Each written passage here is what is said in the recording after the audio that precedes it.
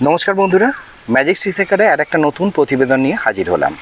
হ্যাঁ, আজকের প্রতিবেদন হচ্ছে বর্ধ পেস্ট। তো বর্ধ পেস্ট কেন আমরা ইউজ করব আপনাদের দেখাচ্ছি। আমাদের গাছের এর আগে মানে বর্ধ পেস্ট লাগাবার আগে আমাদের কি অবস্থা ছিল। আর বর্ধ পেস্ট যেটা আছে না, সেটা আমাদের মে মাসে শেষ উইকে আমাদের করে নেওয়ার দরকার। তার কারণ হচ্ছে যে এরপরে বর্ষা নামবে, গাছে বিভিন্ন রকম ফাঙ্গাসের অ্যাটাক হবে, প্লাস গাছে ফাঙ্গাসের অ্যাটাক হলে গাছ খোকলা হয়ে যায় এবং গাছের মধ্যে পোকা ধরতে আরম্ভ করে। তো এ মতো অবস্থায় আমরা আজকে বর্ধ পেস্টের ব্যবস্থা করছি এবং আমরা আজকের এই ভিডিওতে দেখে নেব বর্ধ পেস্ট কীভাবে তৈরি করা হয়।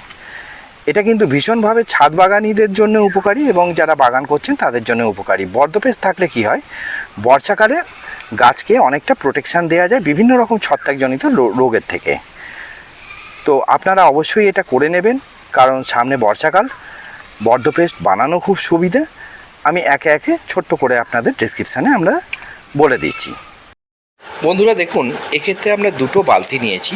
দুটো বালতি আছে 10 লিটারের বালতি, যার মধ্যে 1 কেজি CuSO4 বা কপার সালফেট বা তুঁতে এবং আরেকটা জায়গায় 1 কেজি চুন নেওয়া হয়েছে।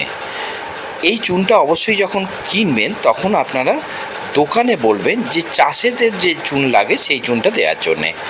তো সেক্ষেত্রে কী হলো, একটা বালতিতে 1 কেজি আপনার CuSO4-এর জন্য 5 লিটার জলের সঙ্গে গুলেছি, আর একটা 1 কেজি চুন 5 লিটার জলের সঙ্গে অন্য একটি বালতিতে গোলা হয়েছে।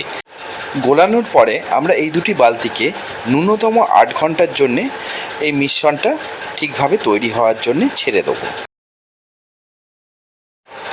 বন্ধুরা, একটা কথা বিশেষভাবে বলে রাখার দরকার যে দেখুন, আমরা যখন জলটা গোলাচ্ছি তখন কিন্তু আমরা একটা প্লাস্টিকের পাইপ ব্যবহার করেছি।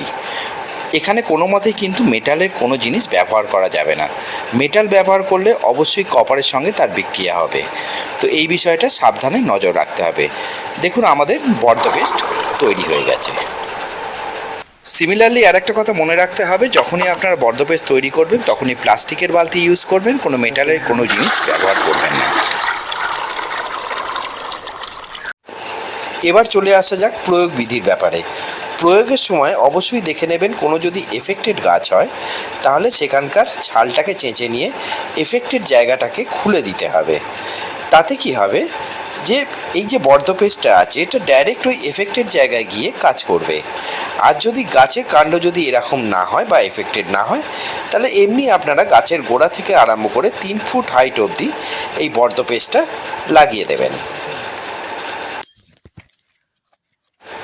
তো এই ছিল আজকে বর্ধ পেস্টের ভিডিও।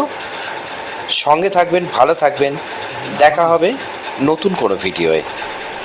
ততক্ষণ অবধি জয় জওয়ান, জয় কিষাণ।